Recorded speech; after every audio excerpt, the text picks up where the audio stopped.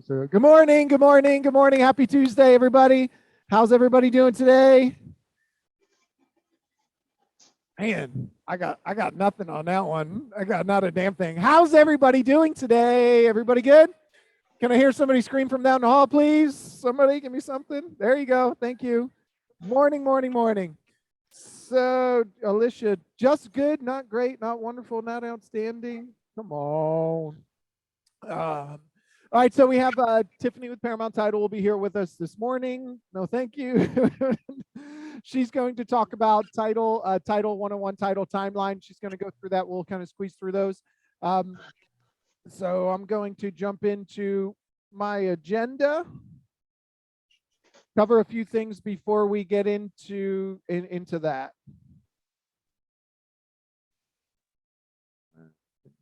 Waiting room. All right, guys. So just to touch on again, for the month of February, Survey Eagle is still doing their special $450 any inspection, full report. That's going to be a home inspection, a wind mitigation, a 4-point, all of them. So if you need any, it's 450. Size doesn't matter. Doesn't matter the size of the property. They'll do for $450. We're going to talk about leads really quickly this week. So we have the Moxie Engage coming out. Moxie Engage is your new CRM. What's going on with Moxie Engage is, as of February 1st, all of you had access to Moxie Engage. I know the class isn't until the 17th, which is on Thursday, for you to learn how to use it. They're going to go through the basics of it, but you do have access to it as of February 1st. For some reason, Century 21 Corporate and Moxie have switched over from Zap to Moxie, the lead engine on the backside that the company is going to be using. So if you get a lead through Zap or through Lead Router through Zap and you log in to try and update it, it's not going to work, because it's not going to show up in Zap, because right now it's being routed through Lead Engine. I'm telling you this, and none of you have to really worry about any of that, except when you go to update a lead, you're not going to be able to find it. It's not going to be there. You're going to freak out. You're going to send Rosa an email. You're going to send me an email. You're going to send Jimmy an email. You're going to call us and go, what the hell? How do I do that? I want to give it. I don't know what to do. I'm sorry, but this week, just relax. It's going to take a little bit of time for everything to kind of transfer over till we'll be able to update it in the new system. But Thursday is that class. What time is the class? Class is at 1:30, and we will have it on here in the Apollo Beach office. So please come into the training room here, and we'll put it on here, and we'll have it in Sun City as well. This isn't necessarily a hands-on, like bring your laptop and let's spend time doing it, because we're going to follow a trainer that's going through all the basics and everything of it. So obviously we'll be there for questions afterwards, but just we will have some more hands-on training after that, where we're going to be able to come in and be doing a lot of things. So, yep. So just so you know, leads that come through, you're still getting them. You're still going to get them, and they'll still come to your phone. From my understanding, they're still coming from the Zap phone number, but when you log into your Zap, it's not showing up in there. So if you want to write down this phone number, please, this is the new phone number that they will start coming through. I'm going to put it into the chat as well. 903-294-4442. This is going to be the new phone number that leads are going to come through. So in the meantime, put this into your phone, put it as Moxie Leads, $, whatever you want, a specific ringtone that you have. It's going to be in the chat. Make sure you put that in, please. That way you know when something's coming through. Don't take the Zap one out, because as the transition happens, it might still be coming from Zap for this meantime. And then just and you also get an email with any of the new leads that are coming through the new system, that if they're not attached to either one, just you'll have the phone number, you'll have the name. You can still reach out to the client and see what's going on and find out what's happening. But like Chris said, just bear with us this week as we kind of go through this transition of making this all work as seamlessly as possible for you. So who here has used the Next Level Resource Center? If you can, raise your hand, chat in yes if you've used it. Yep, so about half of us have, half haven't. So the Next Level Resource Center that's here, we're putting a lot of time into this, because a lot of the things that you can do some of the trainings and things on your own. I'm going to log in really quick. It's C21beggins.teachable And I'm going to log in really quick and just show you this website.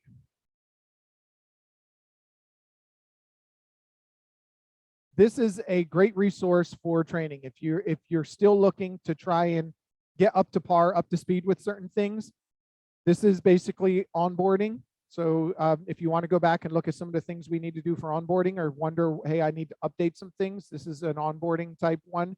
This is starting off with your business planning. Like, so if you need to reassess where you're at and kind of get back into the basics, that's what this will be.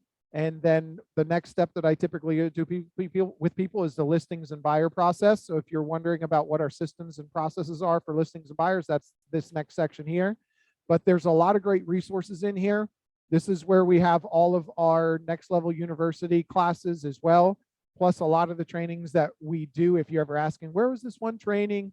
There are a lot of them are going to be in here, but these are categorized by specific categories to help you find them easier to walk through some of the processes. So just remember that.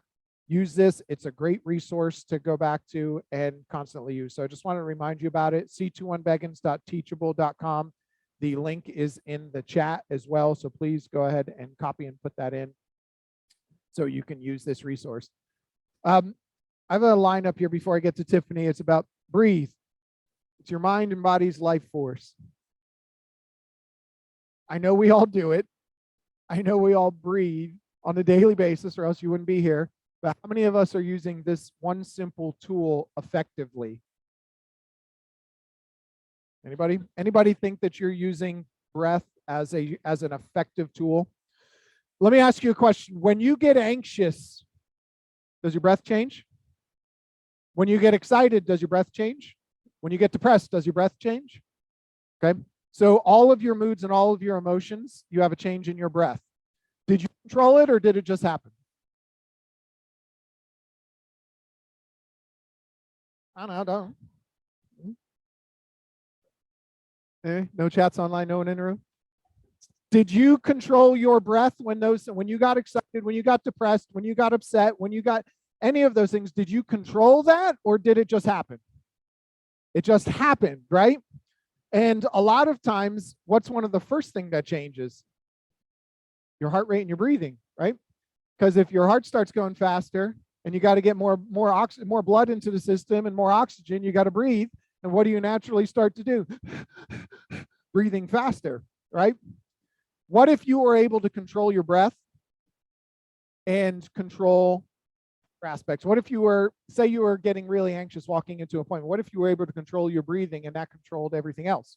What if you were able to take a few moments to do something like that to bring yourself down to a more manageable level so that you could operate at a higher level rather than operating at that anxious state where halfway through the presentation, you finally start to calm down, but you feel like you might have already blown it? What if you were able to do that? Would anybody be interested in doing some breath work classes or some breath work type things to help manage your state, to help manage your mindset, to help manage and control your body? Do you realize that there's a gentleman, who has ever heard of the name Wim Hof? One person. There's a gentleman named Wim Hof, and he does nothing but breath work to alter his not only his emotional state, but the physical state of his body. This is a gentleman that will stand inside of a tube, a clear tube that they hook him up to electrodes and everything. And they put little stickers on him and all that kind of stuff. And they measure his body temperature, his heart rate, they have scans on his brain so they could see the way his brain is operating.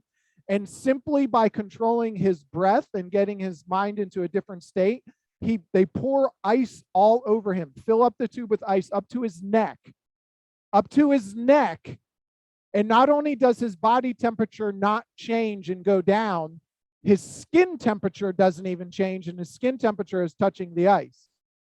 And then shortly after that, within 15 minutes, his body temperature starts to raise up and go up, and his body temperature goes from 98.6 up to 99 up to 100, simply by controlling his breath work. This is also a man who summited Mount Everest in a pair of shorts, and that's it. It's a guy who swims under ice simply by controlling breath work. Now, I know we're not looking to do any of that, but it's the power of breathing, the power of breath work. This is your body's life force, and then inside of you, blood that goes through your body. But if you can control your breath, you can control your mind. If you can control your mind, you can control your heart rate. If you can control your heart rate, you can control some of your emotions. So all of those things go hand in hand, but we kind of glance over those and we just say, this happened to me and this is how I reacted. This is how I felt. I got anxious. I got excited. I got nervous. I got whatever, and you had no control over that. So I'm going to try and do a couple little trainings on that just to work on breath work. Here's a simple one I did with you probably like a couple months ago. One of the quickest ways to control and take you from a little bit of an elevated state to a more calm state is 2 simple breaths in through the nose, forced, serious breath. Already preparing. You got 2 breaths, short, solid, strong breaths through the nose, like open the mouth and force the breath out from your lungs. So everybody practice this with me. Now on 3, we're going to go 2 strong breaths in through the nose, and we're going to do it 5 times. We're going to do it 5 times. So ready, on 3, we'll go 2 in through the nose, push out through the mouth. Ready, 1, 2, 3.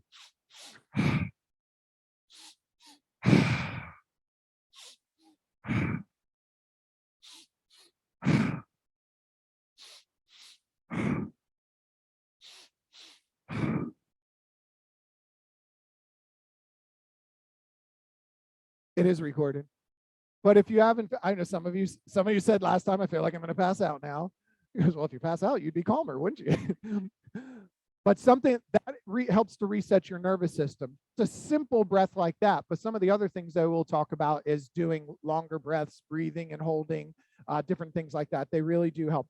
Because every time you breathe, what's one of the largest muscles in your body? Diaphragm. And when I breathe in, what happens to nearly every part of my body? Everything changes. Everything changes. And emotion comes from motion. If I start moving my body, breathing. So breathing helps all. That's where everything starts from. So I don't want to go too much into it. I'll start trying to plan some things for you in that manner. But those are some simple things that you can do. Breathing in, breathing out, move on, control all the time. I find myself taking a moment for myself to manage my anxiety. Awesome job, Jose. All right, so Tiffany's going to jump into to where we got. I got to find her slides. There they are. Okay. Hey guys, good morning.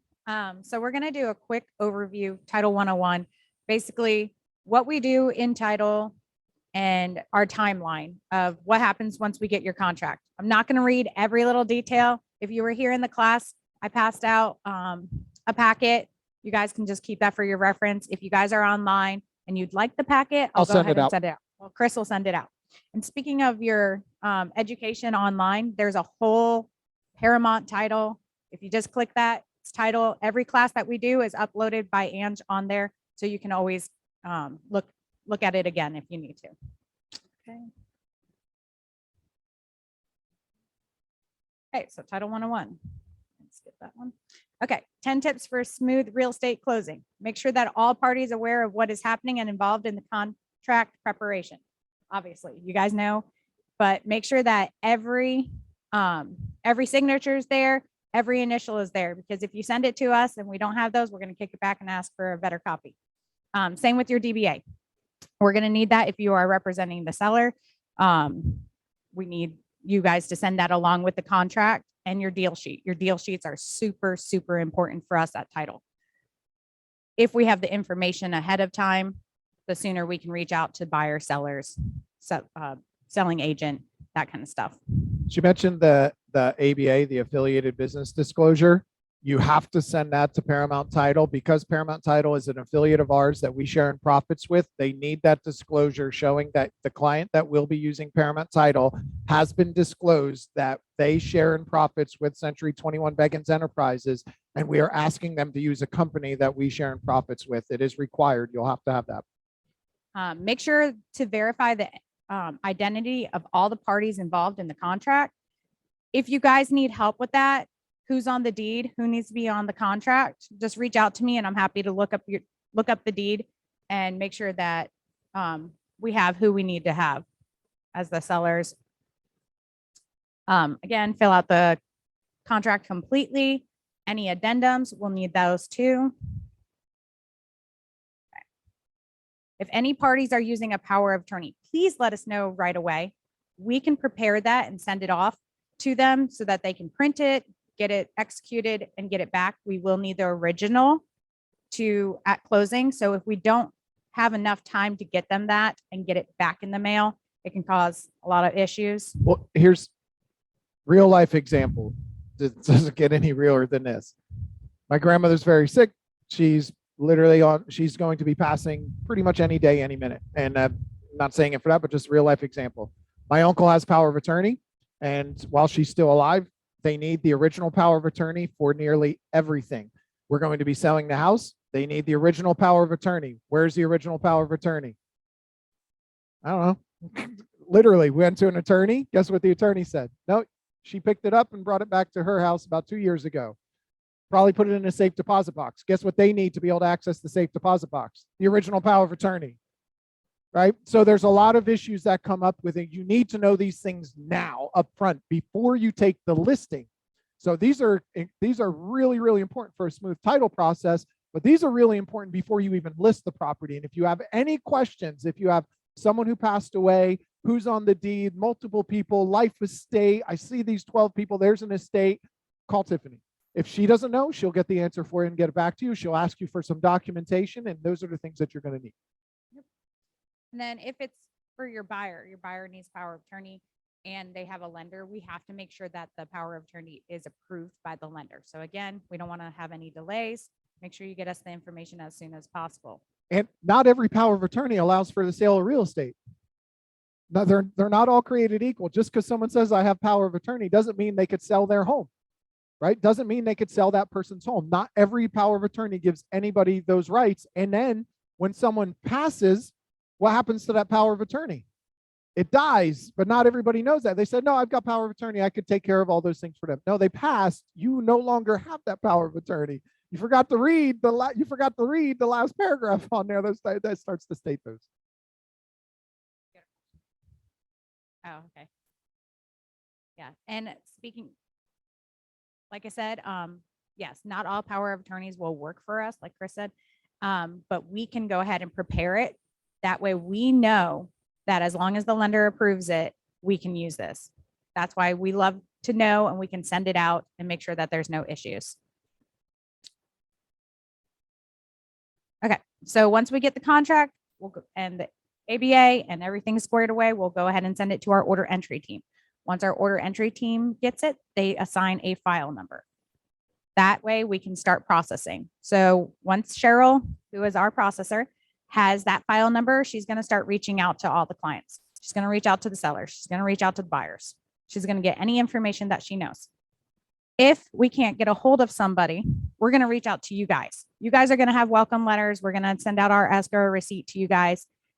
If you prefer reaching out like calls and stuff, just let me know so I can let them know. Not everybody wants us calling, sending emails on top of everything. Our emails are generated through a system that sends you your information. If you get a double email, we're trying to work on that, where it says, hey, send us this information, and you've already sent us your deal sheet. Just ignore it, delete it. They're working on it in our back end. Deal sheet. There's mentioned deal sheet. We don't do things just to give you extra work to do. There's multiple reasons for the deal sheet. If you fill the deal sheet out completely and give it to the title company, they have everything they need. They won't need to reach out to you and ask you for contacts. They'll have if you're a listing agent, they'll have the buyer's agent information. If they'll have the buyer's contact information, they'll have all of those things on there if you send it to them. And if they don't have it, they'll call the agent who represents them to get it. Plus, if you have it on your deal sheet and you submit it to us, our back office puts it into our system so I can access it for you and give it to you over the life of your business. 5 years from now, you can say, hey, send me a list of all my past clients. They have your name, the address, the phone number, the email address, and I can send you that file and you can reach out to them and start connecting with them. If it's on the deal sheet. If it's not on the deal sheet, I can't do that for you. No, the back office, you are responsible for providing all of your contract and documentation to the title company.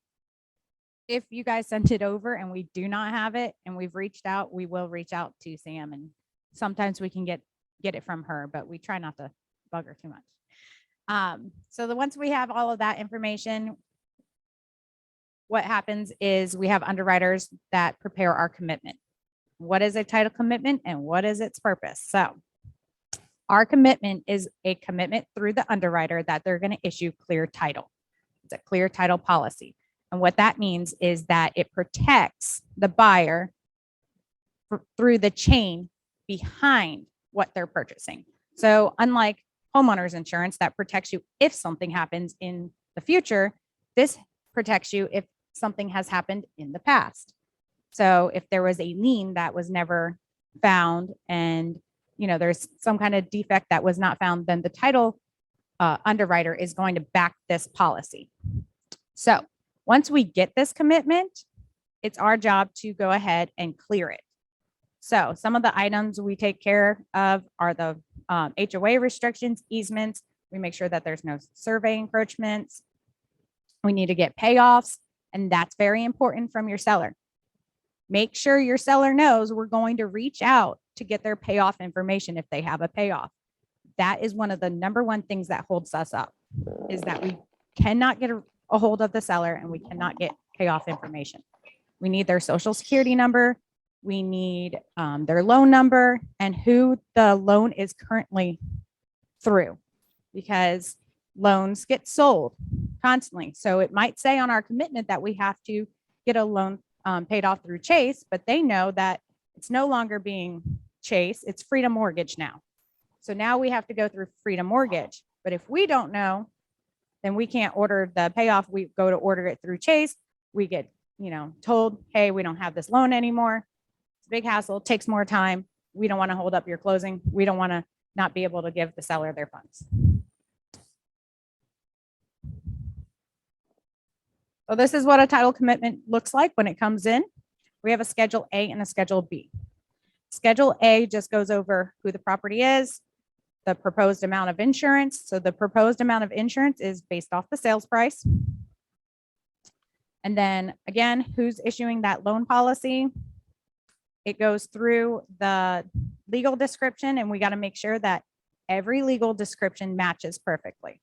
So when we get our commitment, when Cheryl gets it, we make sure that it matches exactly what's on the deed. So if there's any discrepancies on the deed, it'll be on the commitment. But our underwriters are great. We work with a bunch of different ones, and they really look in the past and make sure that those issues are taken care of. So sometimes when there's discrepancies, then we have to reach out to the prior owners. And sometimes we have to do skip traces and try to locate them. And that can cause a bunch of other issues, but we will make sure that there are corrective deeds done. A lot of times, if you see a lot of quick claim deeds, let us know ahead of time. Say, hey, I looked this up. There was multiple quick claim deeds, because that's usually when there's problems in title. So that's the Schedule B. So these are our requirements to clear. So like I said, any kind of payoffs. This one has a dismissal of a lease pendants. Let's see, another payoff. Sometimes we'll have different IRS liens. Those have to be taken care of. Child support liens, those have to be taken care of. So which means we have to get payoffs for all of those lovely things, and it'll come out of the proceeds for the seller. Now, if the seller doesn't have enough in proceeds, then we have to figure out what's going to happen with that. So those are all questions that you guys can, some of them, a lot of people know, hey, I have an IRS lien, I haven't paid my taxes. I mean, those are hard questions to want to ask, but the more information you guys know and can provide, the better off we can get a smooth title. This is our alt settlement statement. So once we clear title, we can start working on final figures for you guys. So that's done through the closer, not your processor. So Cheryl passes off the contract to either Megan or India, and then they start working on it from there. They make sure that everything on our title commitment has been cleared and that we have everything. And then they start doing prorations, adjustments. They put the loan information in. We make sure that it matches with the lender. Anyone have any questions so far? I know I'm going kind of fast.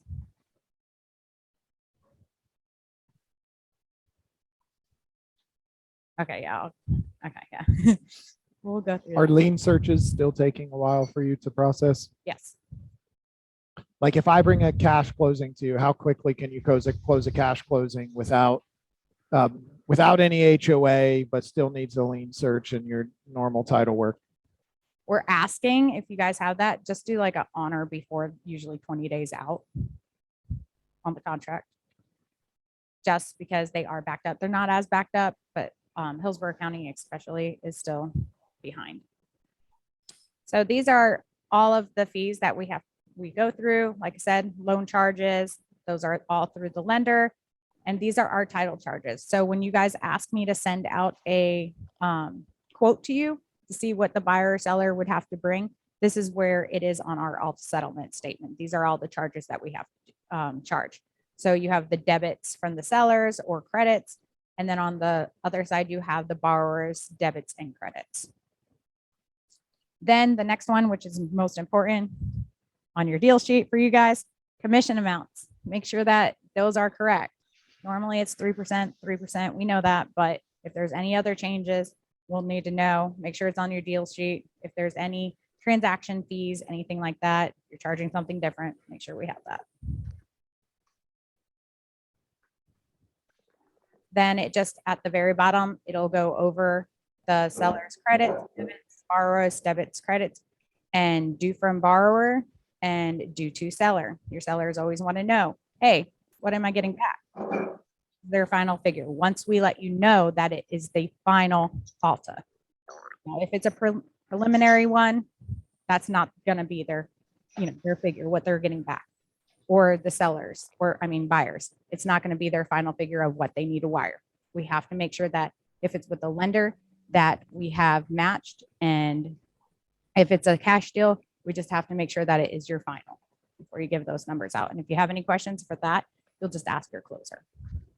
So this is all signed at the time of closing, and we make sure that everyone acknowledges that so they agree. Okay, so the buyer or seller gets a closing disclosure. Buyer CD has to be released by the lender. We do not release the CD.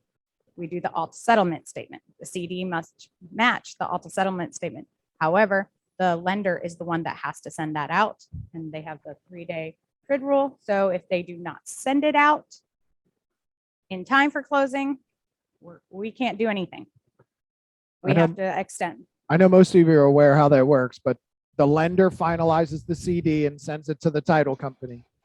Mr. Title Company, here's all of our fees. Here's all of the loan fees. Here's everything that we have for the loan. Please put your title fees on here that we may have missed or don't have.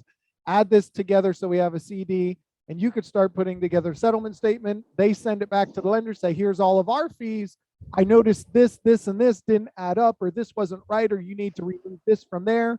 The lender goes through and says, hey, I can't remove that. You need to remove this. I did this and that and the other. Here's some of the funds. They send it back. That can happen multiple times while they try and balance.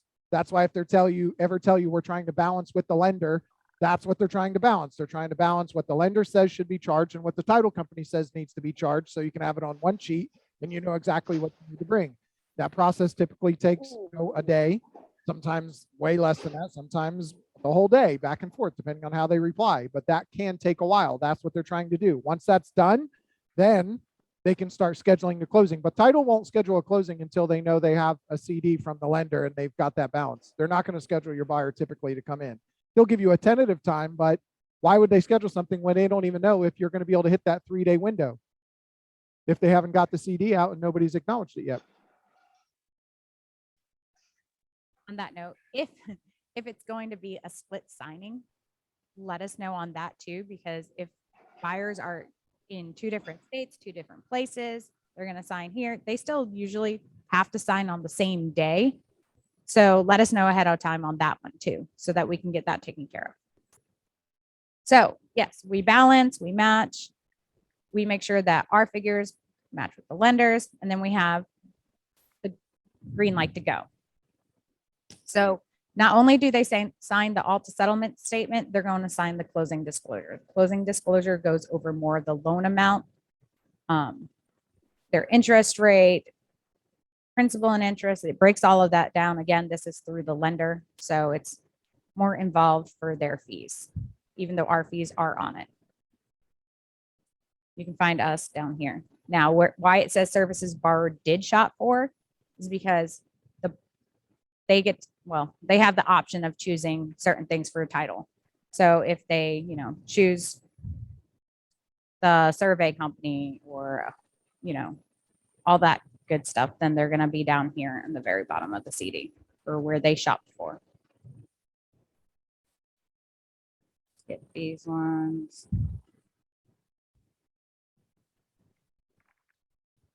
All the CD.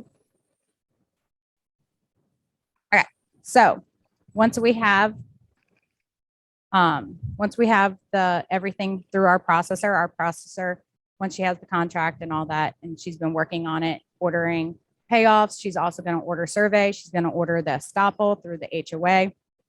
We do not order the estoppel until we're at least like halfway through, because they're only good for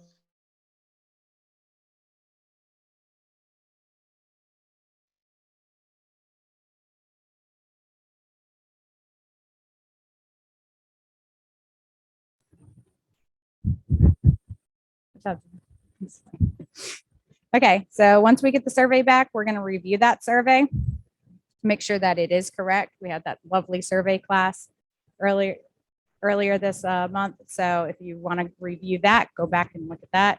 We want to make sure that the legal description's there, the certifications are there, any survey notes, and that there's a signature. At the time of closing, we're going to have the buyers sign that survey. If the seller is providing one, we're going to have the seller sign an affidavit saying that they did not make any permanent structure changes. Okay. But we do recommend getting surveys. So again, 5 great reasons to purchase a survey: undisclosed rights and easements. You may own your new home and its surrounding land, but someone else might have a right to use a portion of your property. We want to make sure that, we disclose what is happening with their property.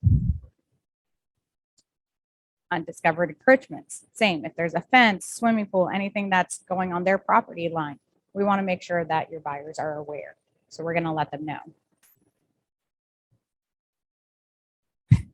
This doesn't happen a lot, but it does happen, that the house was built on an incorrect lot. So especially on when the house or land is subdivided and they go through and do that themselves, it happens. So we want to make sure that the legal description matches what we should be beating out. Size of the property. A lot of people want to know, exactly where their property lines end. They might want to be building a fence, a pool, anything like that. And they also don't want to encroach on someone else's, because when that happens, they have to take it down. Any future additions, like I said, you want to make sure that it's good for that. So those are 5 great reasons to purchase a survey, and that's kind of our timeline. So once we get everything ordered, everything's paid off, the lender has given us the clear to go, the green light, then we will schedule closings, get everybody ready to go. If you guys need a mobile closer, we'll go ahead and do that process. If they're doing a remote online notary, Ron, we'll go ahead and make sure that is taken care of. We will order that for you guys. So you just have to let us know, hey, this is what we need. And then once we have everyone scheduled, we go to the closing table. At the closing table, we have everyone sign what they need to sign. Seller signs their side, buyer signs their side.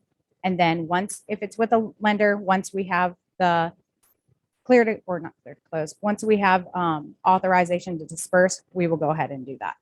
Now that can take some time. They don't always send it to us right away. We upload the docs halfway through our closing. Usually you'll see us say, hey, we'll be right back. We're going to go send these to the lender. So that way we can try to get the authorization before we finish signing. And then we'll disperse funds accordingly. We'll cut checks. If you guys provide us with a disbursement authorization form, we can cut the check directly to you. So we love doing that. That way you guys are good. And we'll send Beggins their portion. It's one of the great reasons to use Paramount. Okay, and then once we have that, everything's good, everything closes. Your buyer's final policy. for the commitment. The commitment is just saying what they're going to be committed. The final policy is usually sent out within 2 weeks to them. It's sent through our portal where they have all of their signing, everything that they signed is uploaded to the portal and they can always access that. And then it's actually sent out in the mail too. So for future, they want to hang on to that because if they sell within 3 years, they can get credit towards the next, for the policy, credit back. So also if they refinance, we can give them credit for that. So they'll get all of that. The sellers will also have all of their docs uploaded to the portal. So if in the future, like right now it's tax season, they need their documents saying, hey, we sold, that's all in our portal. If they reach out to you asking, hey, you can send them my way, give them my phone number, ask them to call me, email me, and I'll get them their docs. Even if it's in the portal, I'll go ahead and make sure I email it out to them. Any questions? No?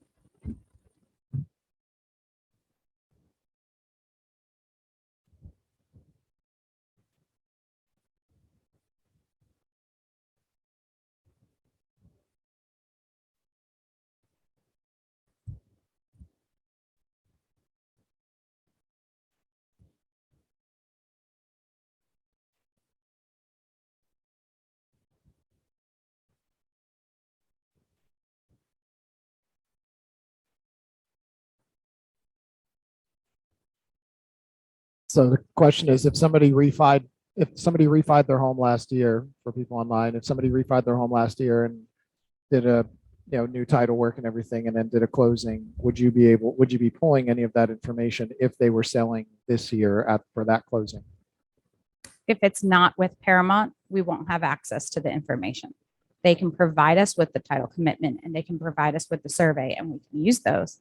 But if it's not within our company, so in the fan agency network, so we have Hillsborough Title, we have Paramount Title, Tampa Bay Title, Gator Title. I mean, fan agency, we have a lot of different companies. If it's within one of those, we have access. If it's not, then we wouldn't. Any other questions? Good. Well, we right. good. We went over time a little bit, so we will end there. If you have any new listings, open houses, or anything like that that you want posted out, send them to me. I'll send out a bulk email to both offices with any new listings, open houses, or anything that we have. So send me an email and I'll take care of that. Have a great day.